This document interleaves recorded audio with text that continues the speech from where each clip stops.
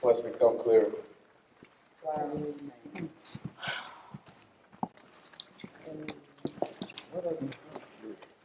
Everything. Too much. That we need this. Bless the Lord. I'm glad. I wouldn't want to waste your time. I had to read it. I agree, brother. Has it been as disturbing to you as it is to me? In a good way. Yes. That's so good. I think it makes you really want to be healed. And you know you absolutely cannot continue living life without being healed. For me, it made me look at when my life should have went this way, it went that way. What stopped me? And I took myself back in my head to the one occasion that changed everything. And that's where it started. Because for me, was when it all fell apart. I no longer knew who I was. You know, it was when I was a teenager. My parents broke up, and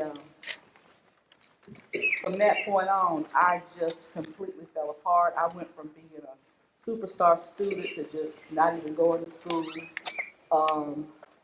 running around with all kind of crazy people, dating somebody that was too old. When I finally started dating a guy when I was 16, one night a waitress thought he was my dad. And I realized in the things that I did and in the relationships that I had, even with the man that I married, I was looking for somebody to be my dad. I wasn't looking for a relationship. I was looking for dad. Come on. And Keep it real, Kim. I think that's the story for a lot of girls who at that age or who never have a father in the home. And I thought back to the decisions I made and the people pleaser I became. And how I changed who I was to make somebody I was in a relationship happy.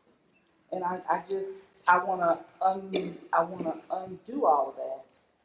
Because even at the age that I'm at, I want another relationship, but I don't want it to ever be like any I've had before. I want it to be what God says it should be. So I have to be who God says I have to be, who God says I am, and I have to learn how to unbuckle that.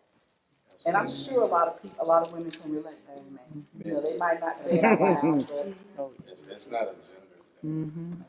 It's a people thing. Amen. It is a people thing.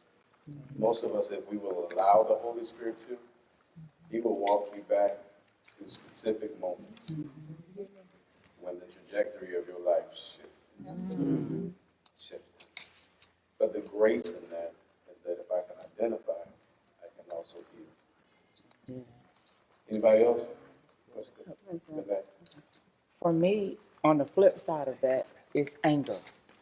So when it's anger, because it made me play all the way back to when my parents were divorced. I chose to live with my father and not my mother. So it becomes a thing that as a young girl, you're mom in the house because there is no mother in the house. So you take upon yourself, like you said, you're taking on things that you don't know how to take on. Right. You're filling in roles that you don't even know what the role really is to play that role. Right. So you just really tore me down to a place where I now can say, God, I need not just a rebuilding, I need retuning, I need rekindling, I just need a complete makeover. I need an overhaul because I don't want another relationship until I get the best relationship with self, because we're not fit for anybody until we get fit for self. And truth be told, we ain't even fit for ourselves. I mean, just keeping it real. Who wants you when you don't understand you? We gotta ask that question. That's a tough deep. Yes. And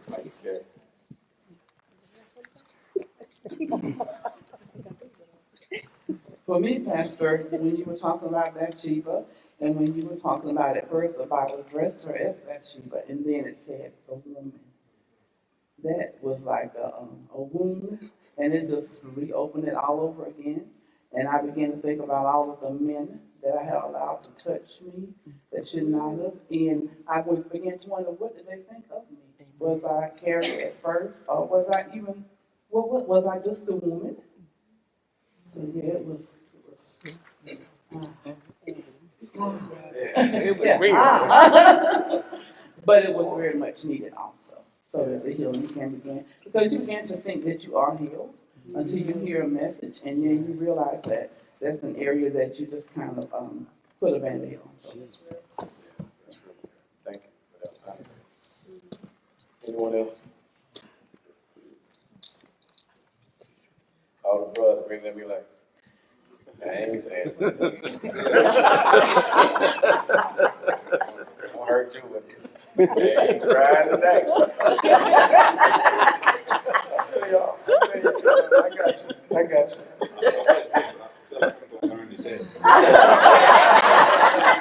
All I gotta say, don't y'all be lining up after this is over with trying to talk to me.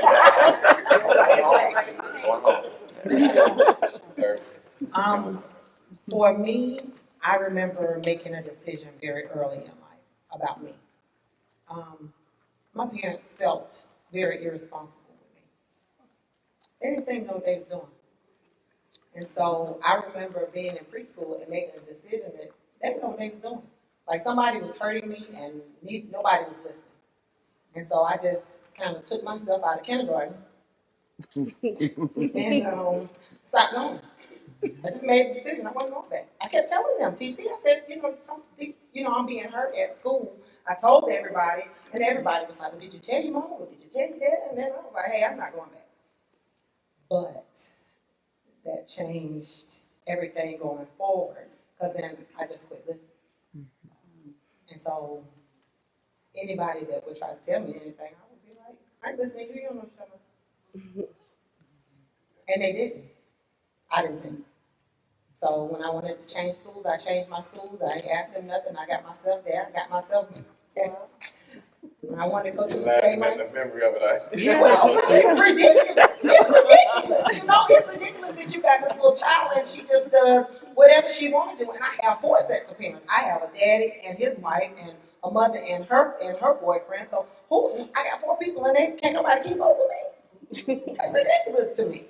And so I'm just making decisions, and I'm not listening because the lights are off, and I don't have things that I need. So I just figured they didn't know what they were doing. I just took it away from them, but it changed me because I no longer listened. It was hard to reach me, and so as an adult, it's hard to reach me. Oh, yeah, we had it. Amen. All right, so one thing that really stood out to me, what you said, it said trauma caused you to blow up new things caused by old things, and it really, I got a bit more. It really hit me home because a lot of times we suppress things and think we're good, we over it, until something comes up and it's like, oh, this is what it is, or this is what it looks like, so this is how I'm going to respond to it. But we don't blew up something, and it wasn't even that at all, but because it looked like it, felt like, and you thought it was so, but it wasn't. And I was like, oh, he hit me. But that was real good, and I just want to pull it out, like, among a lot of other things, but that was really good to me, because I need to stop looking at it from a place of hurt and really see it for what it is. And right behind. Good evening, family. I'm gonna piggyback on what she said just a little bit, about the situation when things that you think may be, I wasn't really over it, but it may have been tucked away for some years. I'm talking about 40-year-old instances that may be just like put away. And then all of a sudden, it picks its head out from somewhere. And then it just stirs up all of this emotion out of nowhere. I did a lot of like self-help type of work on myself, whereas though I would try to work on my own spirit man, to try to help me, bury situations but it didn't work, you know. There's no burying it. But, and I've gone to, I've used resources that help, people that when things happen to you, they'll help you with situations. Um, and that didn't help either. So, I've always wanted closure, but not knew how to get that closure. Um, and it's the same as wanted to heal. Yes. The closure and the heal is one of the same things. One more, we're gonna take KP. I saw you put your hand up. I called you. I saw it. Don't take it back. I see you trying to look invisible right now. You're too big. You're too big to be invisible. I wasn't here on Sunday, but like listening to people talking and skimming through this. Like 2 years ago, I started going to therapy. Like I highly suggest therapy. I agree. Amen. I highly suggest. I go. Yes, sir. On a regular, I went on a regular basis too for a minute. I had to, because I was realizing how jacked up I was in the head, and then one of the things they said it was referring to, like with me, I have attachment, detachment problems, and then sitting in therapy, walking back to like that moment in childhood where it all shifted, and it was such a weird. It happened. My daddy had just left. They had split up. He was moving. He just left, and I was crying. And my mom was going to work, and she reminded me that I had to do my chores. Now, as a young kid, I was like, okay. But then I grew up, I'm looking back on that was her response to pain. I'm looking at your son crying, his daddy leaving, stuff like that. She didn't know how to address it. So it's like I spent my whole life like, oh, emotions don't mean nothing. So now as an adult, I'm kind of glad I'm kind of getting this like earlier in my adulthood, because trying to, walk through this process of like everything in me matured except some of my emotional responses. So it's kind of like trying to walk all the way back to that childhood. And it's tough and it's embarrassing with that kind of like vulnerability being a grown man saying, oh, you did that. That hurt my feelings. And I really want to just, be mad and just shrug it off and whatnot. But trying to, walk through that and embrace it and address it, it's tough, it's hard, but it's valuable as I'm going through it. I'm kind of excited for the journey of myself. Like, I really struggle with this now, but one day I plan to master this. Amen. Amen. Oh, wow, that's great. All right. Let's jump into this and see if we can allow the Holy Spirit to give us some understanding. On the first slide, there's having been at this for 12 years. I'm 12 years as a pastor, but 20 years in ministry. I'm learning that it's very critical for me to do my best in making sure you know what's coming, so it doesn't blindside you. And so the first slide is entitled Reality Check. And the first point that I need us to get, because everybody, the whole point of us going through this series is that we're going to be healed, but also in being healed, we also got to become. You can't just be free and be nothing. Mm-hmm. I got to become. Yeah. And what I'm becoming is what Scripture refers to as righteousness, to be who I ought to be. But I need you to understand this thing, because this is one of the reasons why we suppress trauma as opposed to healing trauma, because coming out of trauma throws us into some other stuff. Yeah. And so as you see, it says righteousness pulls you out of hiding, which makes you more subject to scrutiny and attack. Yes, sir. You got to understand that. As you begin to pursue who God has made you to be, you become disruptive. And it's not your intention at all. You ain't even that's the furthest thing from your mind. Because truth be told, you're trying to be healed because you think it's going to be better on the other side. And it will eventually. But never in your mind would you have ever imagined that me trying to be healthier makes so many people upset. Yeah. Yes, sir. I'm making sense? Yes, sir. And so it becomes disruptive, watch this, to a world that has been either shaping you for years. Here I say that. One that's comfortable with you remaining the same. or one that actually benefits from you remaining the same. Wow. Yes, sir. And so you're disrupting some folks because we are interconnected, and when you move, it disrupts the connective tissue that we have with each other. And truth be told, all you were trying to do was get better. And you didn't bargain for all of this that was happening. Now, this is one of those things that, you know, had God told me this stuff right here when he was telling me out, he wanted me to be his pastor. Yeah, you see, I'm glad, you know, maybe I didn't read the fine print. He just held some stuff from me because, listen to me, I never in my wildest dreams, even though I read the scripture, but I never in my wildest dreams imagined how disruptive getting better could be. And then pastoring you into it. And to really know me, those, you know, people claim they know me now, like they've been delegated to speak on my behalf, and jokers don't know. But to know me, you would know how much relationship means to me. It means a lot to me, and a lot of that too is out of some of my wounds and what have you. But nonetheless, it means a lot to me. But I never, it's a different thing to familiarize yourself with Scripture than it is to experience Scripture. Yes. Yes. That's good. And so this scripture that y'all know, we all heard me use it quite a bit if you've been here for a while. This scripture we all have come to know. You know, when Jesus says, he said, please don't think that I came to bring peace. I came to bring what?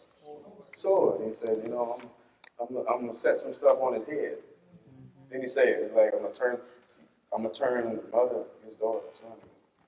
And you read that, you're like, all right, Jesus. And even intellectually, you get it. You get it. He's like, yeah, because you know, cause when you start to grow, yeah. But when you experience it. And he told you, but you didn't know it was going to be like that. And so, I'll be honest with you, that's probably been one of the most devastating things about being a pastor to me. And it throws you in this temptation because you're trying to heal while you're trying to lead people. It throws you in this temptation to water down stuff. I'm just being honest with you. Because my whole deal, my whole purpose of existing is to make you leaders, which makes you believe in yourself, makes you pursue righteousness, which shakes up your apple cart. And so one of the side effects, let's go ahead and address it, one of the many elephants in the room. One of the side effects to this is that it does create relational tension. And even in some cases, we've witnessed relational separation. And the part I've had to war with is that our critics blame the ministry and not the word. When the word declared this is going to happen. He doesn't declare that it's a guarantee that it's going to happen. But he knows human nature enough to know that it could. Because the way God desires for this thing to unfold, and I'm going to see a lot of this next weekend at the conference. The way God desires for this thing to unfold is that it's as simply said as this, but not simply done. Simply said as we get excited about the other's growth and not feel intimidated by it. And we accept the principle that two can't walk together except they be agreed. And we know God's going to be pulling us in some directions. And we ought to be in support of one another because we know we all need to grow. And should be excited for each other when somebody wakes up one day and realizes, I get it. I know who I am. and then you enjoy the journey together. It ought to spark something in you that you grow. But oftentimes what causes the schism in relationship is the resistance of a spouse, a friend, a business partner, a church member, whatever your relationship is the reluctance to move. And the thing I need y'all to understand as we get into this and hear my heart with this is that it is absolutely impossible for somebody to unsee Canaan. When God has shown me the promised land, God has shown me my potential, but to now have to shrink away from it because you're not comfortable moving, Yeah. That's good. you have just severely, no, not just severely damaged, you've caused me trauma. Am I making sense? Good, that's good. And David talked about it because if you watch David's life, David had an incredible mantle on his life, and David, had people connected to him, wives, all that good stuff he had. And David wrote these words, I think, what is it? Where's my notes? I want to say the right one because I write it down. No, this was Solomon wrote this Proverbs 13 and 12. And he says, I think it's Proverbs, not the Psalms, but you know the text. Hope deferred. Hope deferred makes the heart sick. Hope deferred makes the heart sick. But it goes on to say, but desire fulfilled is a tree of life. Hope deferred. I've seen something that made me hopeful. But you're asking me to defer. And what happens is, because truth be told, once you see it, you're looking for excitement. Right? You want somebody to be as excited about your vision, your dream, your opportunities as you are. And so you come oftentimes to the person or people that you think should be on board. Right. Because you've been waiting for this moment for a long time. Amen. You've gone through a lot to get to this place. And you finally get a glimpse of what it can be. And if you make me defer it, then the natural progression of me is that my heart becomes sick. My place of priority becomes sick. And now I'm having a heart attack. Because that's why you remember we talked that your heart is the place of priority. Your mind can see all this stuff, but your heart's going to rank it. Yeah. Your heart's going to say, well, this is going to be 1, 2, 3, 4. And the thing is, I got to get my rankings in right place so I can move correctly. And so, but if you make the place of my ranking sick, I'm getting everything out of order. Yes, sir. Yes, sir. Does that make sense? Oh, yes. And so I say that to my singles to give you more reason to choose wisely. I say that to my couples for more reason to talk deeply. You got before you can pursue the dream, you got to do everything. If you're a couple, before you pursue the dream, you got to do everything in your power to get on the same page. Because you can't move in this thing. And so, when God begins to do these great things in your life, show you these wonderful things in your life, well, let me, before I even go there, because, and the thing, before we move off of that, it is very possible, I won't say their name, there's a couple in here, but also got a close friend that's a couple outside of this. And I've watched these two couples, take the revelation of purpose and use it properly. As a matter of fact, there's one couple I'm thinking of that don't attend here, but good friends of mine. I watched it save their marriage. I watched them make the decision because both of them were extreme go-getters and talented and all this good stuff. And I watched them decide for these next 3 years, we're going to build yours. And then after these 3 years, we're going to build mine. And we're going to support each other fully in the process of it. And it was totally different from what they've been doing. The same obstacles anybody else. We already got kids, we got mortgages, we got all this kind of stuff going on. We got all the stuff that everybody else is scared to do stuff with. It's like, if we together, we good. We're going to be rich or poor together. And they made that decision. And I've watched it build a glue between them that is outstanding now. And they succeeded.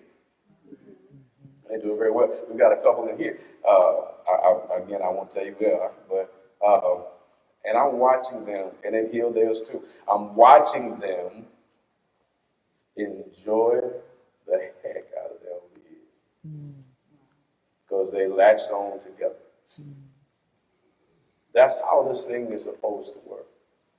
Are y'all following me with any of this? Mm-hmm. It keeps your heart from being sick. But far as you are concerned as an individual, as you begin to move in the direction of what God has shown you, your righteousness, that place that keeps telling you that if you get me, you'll get peace. If you come get me, you'll get security. If you come get me, you'll get identity. Really, at the end of the day, this is about identity. It's about, I really need to know who I am. I really need to know who I am. We get all these things, but I want you to understand this too, though, as I said Sunday, is that, but when you move, don't be so surprised by the insensitivity of others.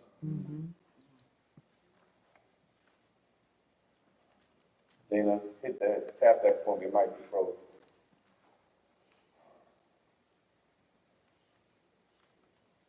Thank you.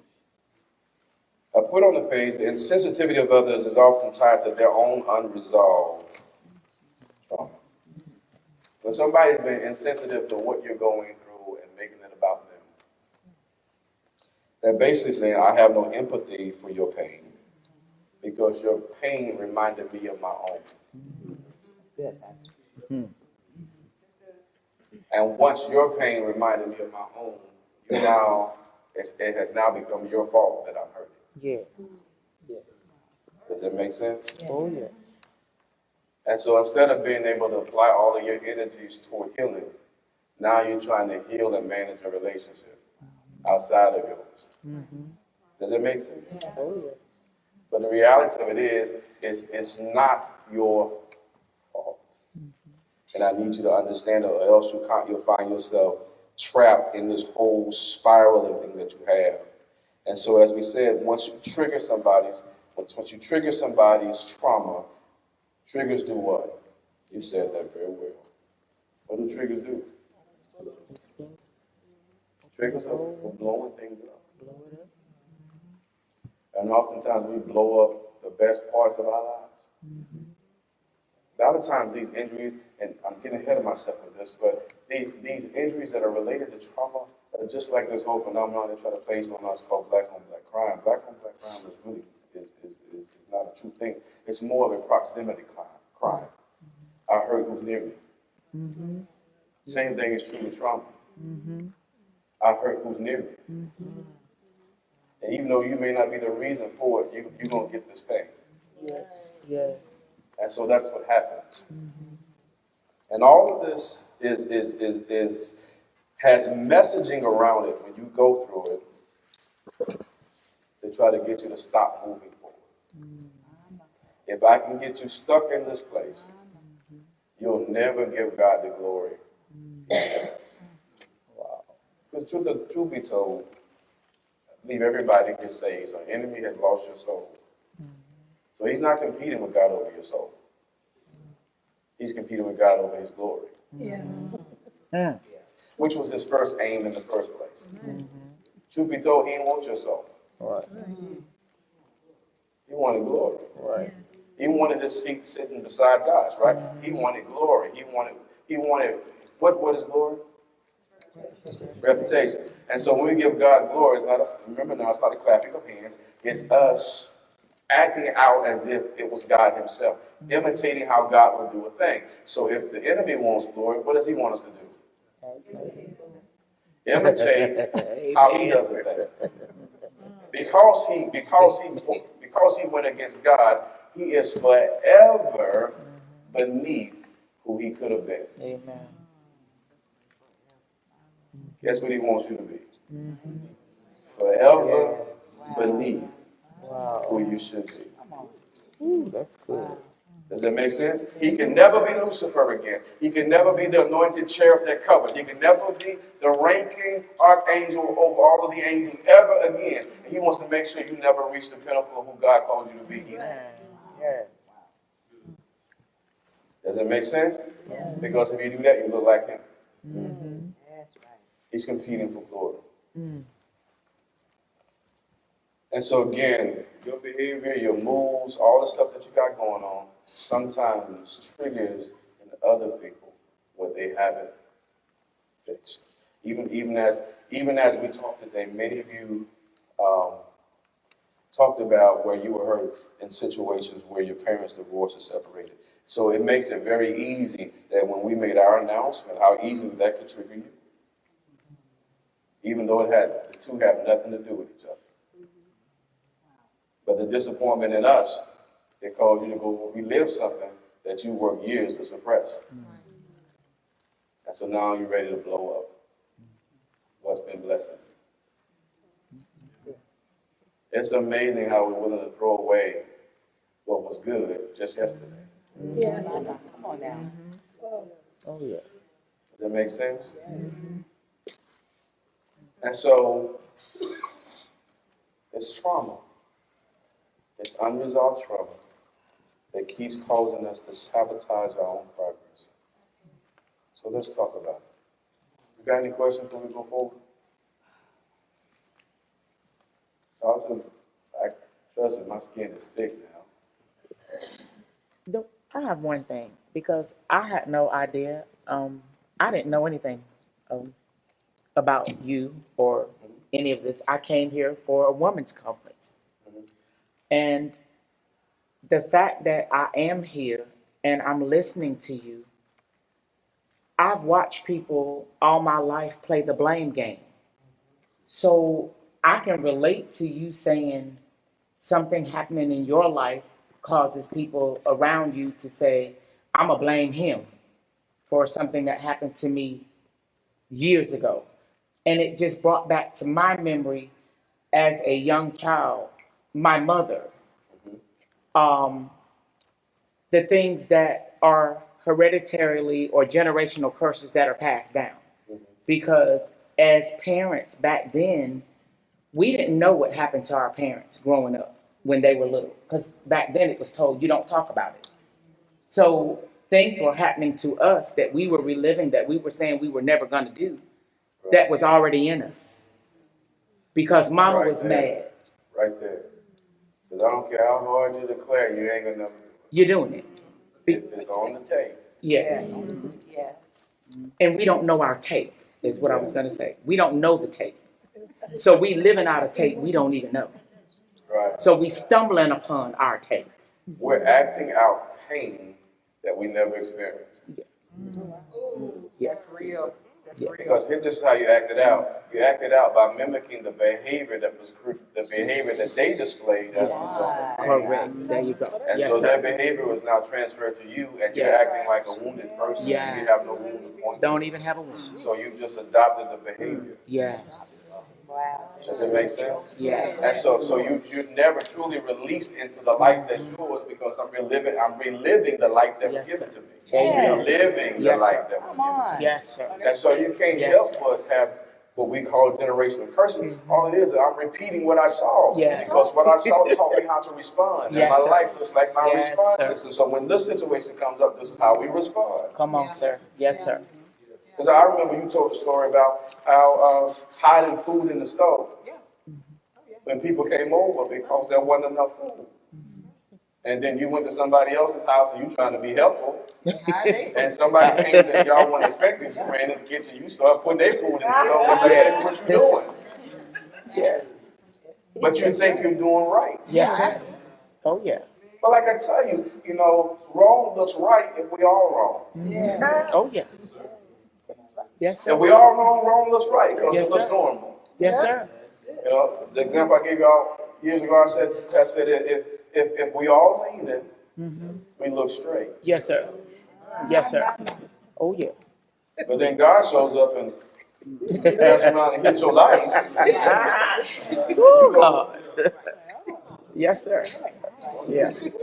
They not only look strange to you, You look strange too. Yes, sir. and so they do everything possible to get you to do what? Lean over. What's the best way to make you lean? Knock Pain. you. Yeah. Whoa. Knock you. Yeah. Am I making sense? Because instead of me addressing me, I need you to begin to look like us again. That's right. And the fact you've been Oh, my straightened God. up Come on. Come on. Yeah. shows me where I'm leaning. My God. Jesus. Yes. I ain't asked you to do that. Come on. Nobody told you to go somewhere and get healed. Yeah. Yeah. We all right. Yes, sir. You always did think you was better than us. You always, we dark skinned, you light skinned. My God. You just, they start finding Yes, sir. everything. Every. So you find like, oh, forget it. Yeah. Am I making sense? Yeah.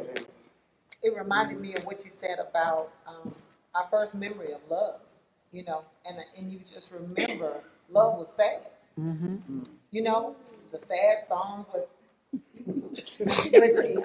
the sad music. And I remember being little and just being traumatized by love, just leaning up against the stereo like singing Al Green, and I was broken hearted about some of the hymns.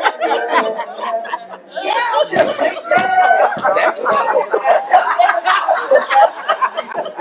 but you already said about something that you haven't even experienced, so you're automatically going into it expecting your heart to be broken, expecting to be leaning with them or drinking with them, because. Take the mic, huh? Amen. That's right. But who know that to be? Yeah. Yeah.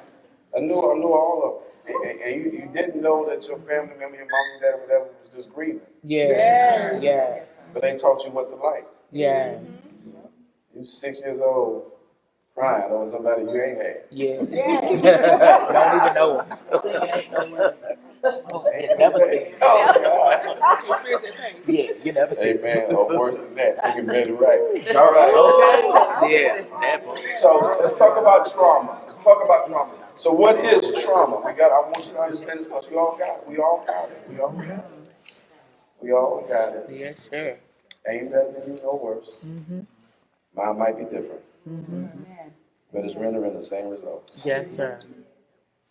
It is crippling all of us. I hope if anything comes out of this, but one of the many things I want to come out of this is that we really begin to exercise our empathy muscle for each other and cut each other a little more slack.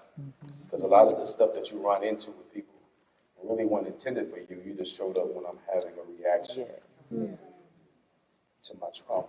And so, as the definition says, trauma is the experience of severe mental distress following a terrible or threatening event. I want you to be able to see that definition clearly because, believe it or not, that spectrum that's defined in that definition is pretty broad. On one end, you got terrible, and one end, you got life-threatening. So anywhere in that spectrum is trauma. Life-threatening is pretty clear. Terrible is up to the individual. And so your neighbor could go through something you like, but that ain't for you to decide. Does that make sense to you? Oh, yeah. If it's terrible to them, it's traumatic to them. Right. Yeah. Right. Does that make sense? Miko, you got your hand up quick? Yes. When I heard the definition, I wondered if those experiences can be real or even imagined to create the trauma. You know what I'm saying? Imagination is real to you. Yeah. That's why one of the first thing God said one of the many things God said I got to do to you is cast down. Because I'm willing to bet the majority of our wounds are centered into imagination. Something happens and we begin to create a narrative about it. We begin to create a story around it to exaggerate what really happened based on our former experiences. Case in point, somebody ain't speak to you. You at church, they spoke last week, they ain't speak this week. Trust me, I'll be having to have meetings and emails like because they ain't speak to me, and I just know. Here we go. Here we go. Now you're about to vomit all of your memory and pain because you forget that you get distracted. Correct. You forget, like I told you, you don't get to leave your life when you come here. Sometimes your Saturday, your Sunday morning was terrible, kids acted up, something happened, and you just barely got here. You turned around twice, and then you made yourself come on, and you don't even see the saints. All you see is your seat. Get to my seat, because Lord, I'm screaming on the inside. And then there's somebody a couple rows over going, what's wrong with this bed?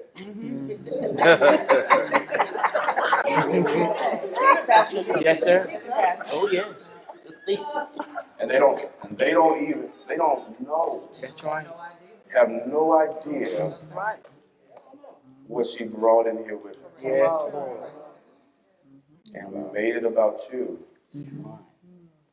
because in the house you grew up in, it was common practice Right. to ignore you. Children ought to be seen and not heard. Yeah. Yes, sir. You teach. Some of the worst advice. You teaching. Yes, sir. And then you mad at them because they go to school and don't ask questions. Right. It's supposed to be seen. Yes, Not sir. heard. Why am I going to get brand new when I get there? Because you taught me what happens when I ask questions. Good. Just do what I say. Yeah. Not as I do. Am I right? And so what causes trauma? What makes an event traumatic?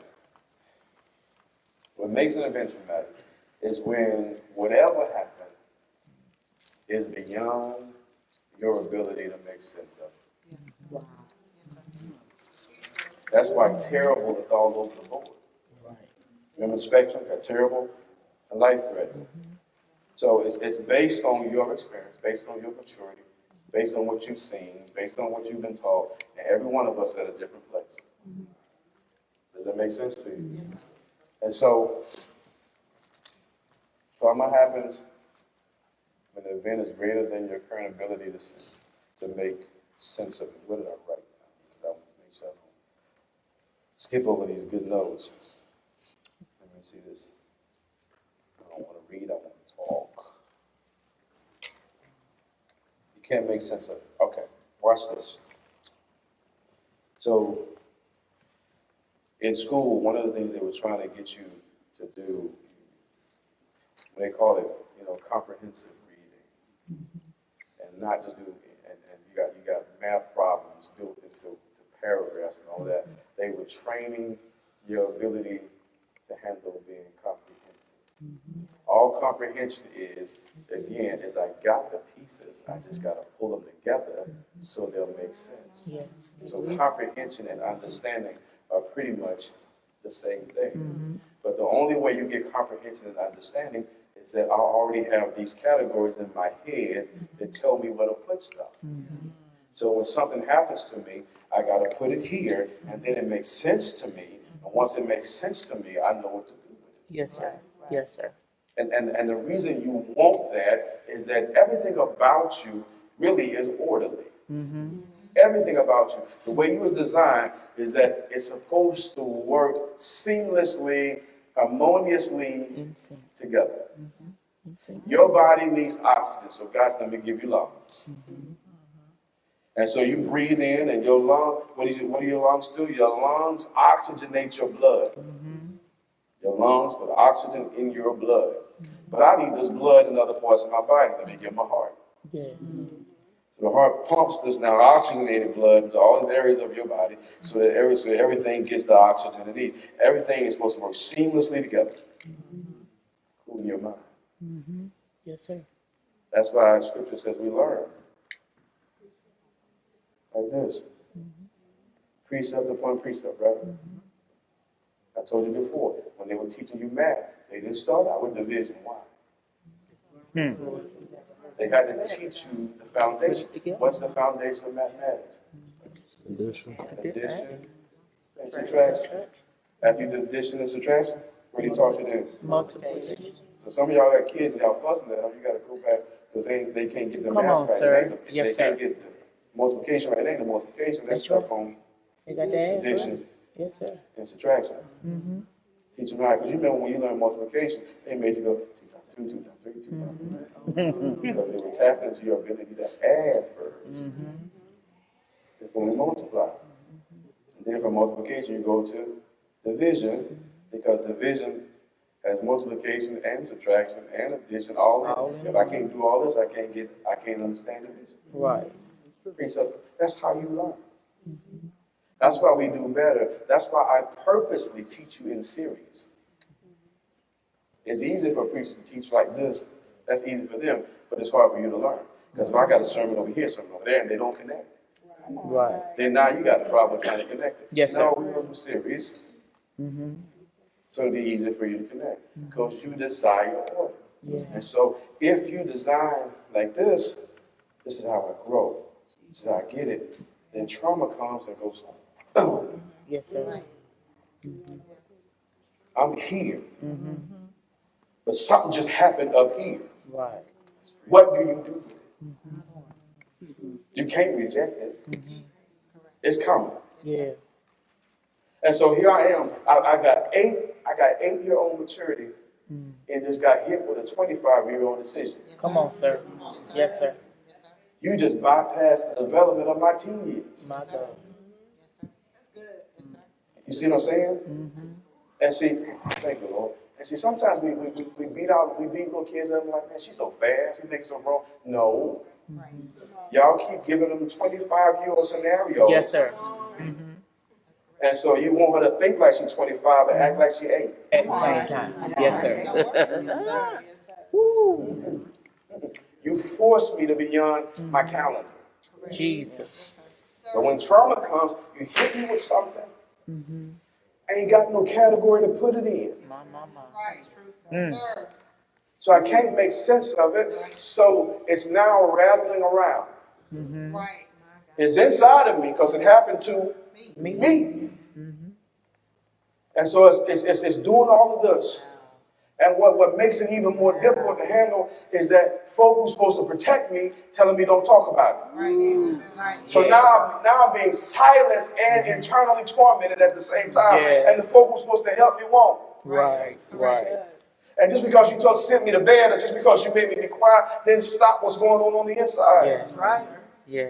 So now I begin to figure it out for myself. Am I making sense? Oh, yeah. And so, watch this now. If I'm having a 25-year-old experience and I'm 8 and I'm trying to figure out how to make it work, I'm still using 8-year-old logic. Yes, sir. I don't automatically get mature. Yeah. Yeah. I got to figure out how to do it with the best I got. And so sometimes I begin to sink in myself, or sometimes I become more imaginative, or sometimes I become more destructive. I cut myself. I'm getting in trouble. I'm doing something to make you come see about me. So hopefully we can talk about what happened at my cousin's house. Yes, sir. Yes, sir. Now. Am I making sense to anybody? Oh, yeah. And so it says I don't have these categories to put this stuff in. And so once you avoid the mental categories in which to place the event, which gives the memory of it the right to roam freely, damaging whatever it touches. And so I'm hurt, I'm wounded.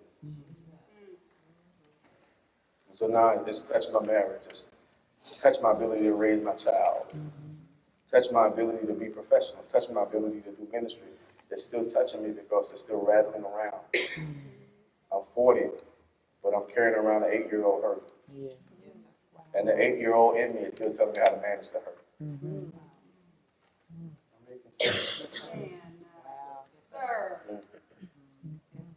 Questions, comments? Yes, I have a question. When you're talking about trauma happens at when it's greater than your ability to make sense of it. Yes. Well, how do you do when you have something that happens and it's God's will, and you know that it's God's will, but you cannot make your mind accept it, even though you know it's real, it's done, it's over, it's a done deal. Does God? I often wonder, does God understand if you just still question it, if you just go, why? At some point you've got to stop saying why, because we walk around and we say, well, I accept God's will for my life. I just don't understand it. I want to get to the part where I understand it. Right. And then I can box it away and not just constantly let it be, for everything that happens, it's because of this happening. Does that make sense? Am I saying it right? It does, Kim. But Kim, here's what I've experienced. And this, I could be wrong in this situation, but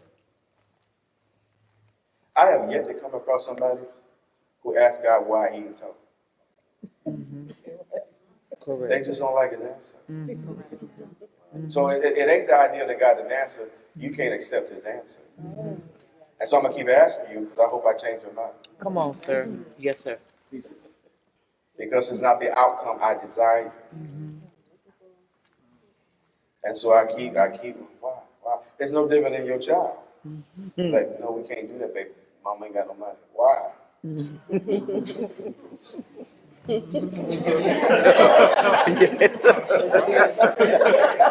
Why? Because truth be told, it don't matter how many times you ask. Yeah. Same answer. It ain't gonna change the outcome. Jesus. And so I have to go, yes, Lord. Yes, Lord. Because I'm the one cutting off my further understanding of it.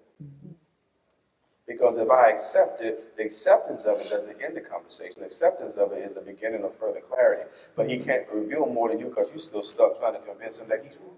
Wow. Jesus. I don't like what you did. I don't like that this person died. I don't like this person. I don't like none of this. Why did you do that? This doesn't make sense. They were too young. It was too this. They had so much going on for them. Kobe was only 41. Why? And God says, I decided that. Yeah. Now you want to talk, you want to ask me the next question? Come on. Yes, sir. Does it make Yes, sense? And see, what I've learned is that if I can get past the answer I don't like, then I can still get to understanding. Understanding doesn't mean I'm going to like it. That's right. Yeah. Solomon said, with much wisdom comes what? Much sorrow. I've learned that. I was talking to someone today. I said, sometimes I hate the stuff I'm learning because I don't like it, but I know it's true. Yes, sir. I don't like it. Yes. But it's in those instances I got to trust the wisdom of God. Because every time I didn't like what God did, if I just gave him some time, I finally got to a place like, Yeah. I keep forgetting you, God. And he said, listen, I got a plan for you. It's really not to do you any harm. It might hurt you a little bit, but it ain't going to harm you. I'm not. Jesus. Does it, y'all understand what I'm saying? Oh, yeah. And sometimes we want to relieve him of his duties. And I have to tell myself, why would I want to fire someone all-knowing? Yeah. Watch this, all-knowing, and I'm the one with questions. Come on, sir. If I don't want to do a job, I'm the one with questions. You all-knowing. I'm about to really mess everything up now. Yes. Because I can't figure out lesser things. Yeah. Am I making sense? And so sometimes I go back and I go, listen, hey, I ain't feeling you, but I trust you. Yeah. Though he's slave. You know, Job ain't saying, I love the slave. I love it. Ain't nothing like being slaved by Jesus. Ain't nothing. I love it. No, Job was made a point like, oh, you slave. You done took everything I got, I guess. And my friend's tripping. Yeah. Guess ain't got no choice but to trust you. Yeah. Because I'm going to trust what you said before the pain. Right. You promised me some stuff before this happened. Yes, you did. Yes, you did. Yes, you did. And we forget the promises before it happens. Yes, sir. So you may not like it. You gotta trust it. I got some people that's gone that I still tell guys, man, they were here. Yeah. They're like, man, you took my team. Yeah. You took the people I didn't question them, Lord. Mm. And you left me with the folk who. Jesus. That's real good. That's real good. But I'm learning he was healing me from idolatry. Yeah, come on, sir. Yes, sir. That might be Yes, sir. Come on, let's speed read. Oh, you real good. That's Yes, sir. That's real. Childhood, that's the place we're most vulnerable to trauma because we have a lack of maturity. Y'all get that, right? Yes, sir.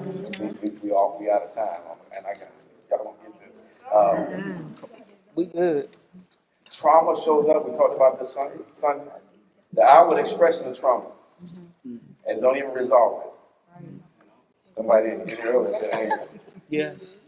And extreme anxiety. And many of you suffer from anxiety issues because anxiety says I'm overwhelmed. I'm overwhelmed because it exceeds my understanding. And I can't find a way to respond to it. And so if I can't respond to it, I feel like I'm a prisoner to it. And so I'm at its mercy. And we hate being at the mercy of something that seems not to be showing up in our best interest. Now, if you got my best interest, I'll submit. Right. Yeah. But when this shows up, I know it's coming to hurt me, and I ain't got no tools to fight it. That's right. And so anxiety flares up. Does that make sense? Oh, yeah. And then the whole issue with anger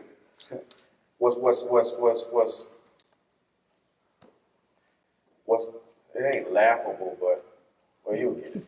When anger is concerned, because anger shows up at the party late. And what I mean by that, Yeah. anger didn't help you stop the pain that hit you. Right. Anger showed up after the pain, so you can tear up everything after. Yeah. Yes, sir. Oh, yeah. And so you still hurt, but now you hurt other folks. Yeah. Yeah. That makes sense. And so anger hasn't fixed the thing. It's made you dumber. I told you that biologically. It messes up your head. Yeah. You can't think right. You know that you've done the dumbest things you've done in life when you was mad. Yes. And sometimes you're so mad, you know you're being dumb, and you still can't stop yourself. Correct. I really should not throw this brick. Yeah. But I'm about to throw it. I know. And sometimes we'll announce how dumb it is. I know I'm going to jail. We will announce it. Yes, sir. No, you don't want to go to jail. But I know I'm going to jail tonight. I got bun. That's anger. I got bun, fam. But that's what anger does. Other one was sadness. Yeah. Sadness puts me in a perpetual state of melancholy. It's really me that's giving into it. I don't think enough of me to fight for me. You beat me down to the point where whatever.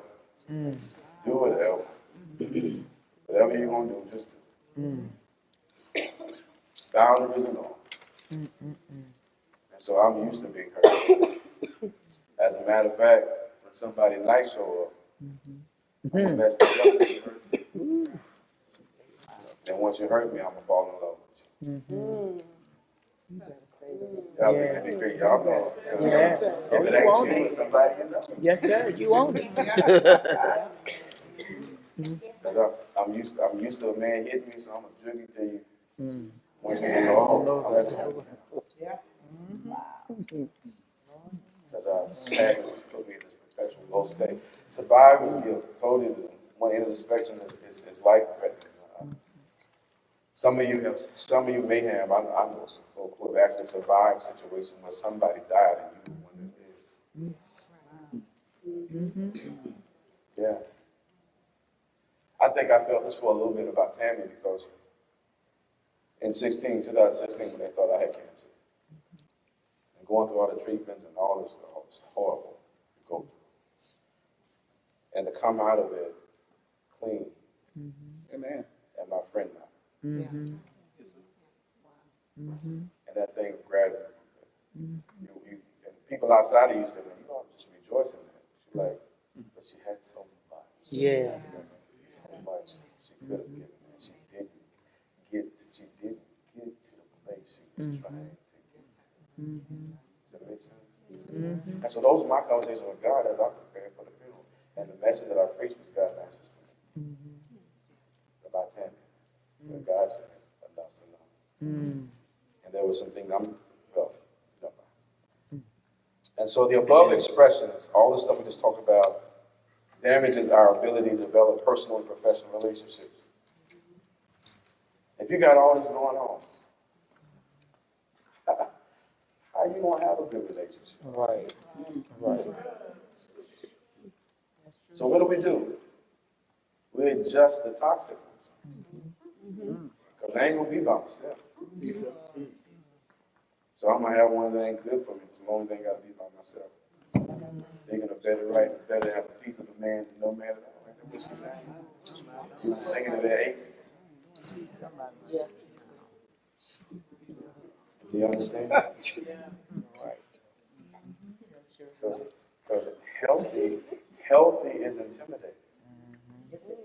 Yeah. Genuine love is intimidating. Somebody that's patient with you is intimidating. Somebody that believes in you, that's Yeah. It's Friday. We're supposed to be fighting. Let me go and get this. Let me go and kick this off. It's Friday. That's what mom and dad, Friday. That's what we do. We fight and go make some babies. That's too hoodish. Right. The suburb people don't understand that, but the folks Put us back in trauma. who had food stamps and all that other kind of stuff, y'all know what I'm talking about. Right. Because we're trying to compensate for PSD, Right. PTSD, and all the other stuff that you have to live with by being in the hood. So people complain like all they do is still there make babies. They're trying to connect. They're trying to find some peace. They're trying to do something with the trauma. Can't afford to take a trip. Okay. So we're gonna take a trip from the living room to right.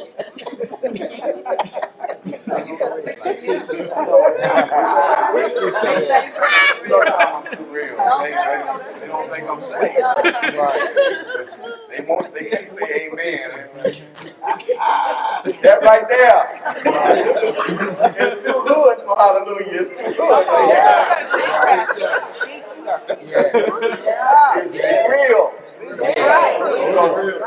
Because the things that you get upset with folk about, me about, you about, is just me trying to put a little Neosporin. Yeah. I'm trying to put a little Neosporin on this thing. Because I got to live with it. I'm living with it. And ain't nobody walk me through healing. They just taught me how to perform. That Monica, y'all really well. Good stuff too. That's good stuff. That's gonna be good. We need to get over the session trauma and cellular memory. Oh man, that would be good. Look, we need to live. We need to stay here one more minute. See that? One more Look at minute. that last bullet point. Yeah, we need to Talk stay about here. we have always used sex to make us feel powerful. Y'all remember when I preached about Mephibosheth? Mephibosheth, they named him Mephibosheth. It was a shameful thing. His nurse dropped him. His legs were deformed. He was Jonathan's son. David went and got him, brought him back to the table. But the thing that tripped me out is that it didn't matter how deformed it was. The Bible said he had children. Right. Yes. Right. His legs were beat up. He's like, girl, you better come on.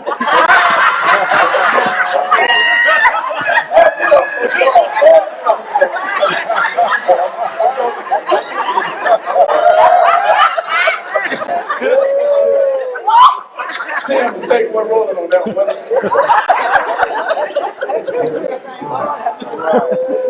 Christina, you ain't praying hard enough for me. But y'all can see exactly what it is.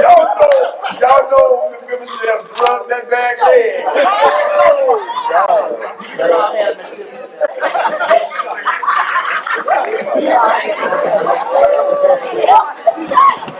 Y'all let me laugh sometime, please. But you understood.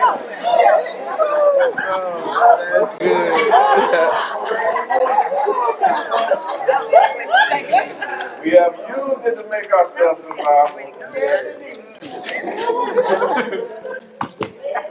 Oh, I know the saints who are streaming in and just saying, I ain't got a bit of anointing. That's a fact, darling. Yeah, they'll be all right. All right.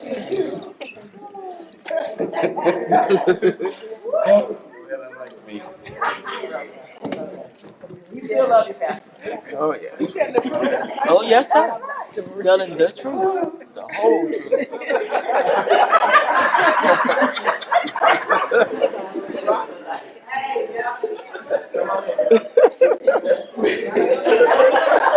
Y'all ain't gonna never hear Mephibosheth the same in your life.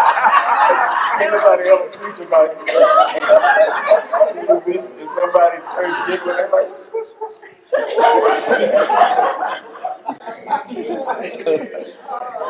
For those of you UBI who ordered your books, who paid for your books, I got 5 copies.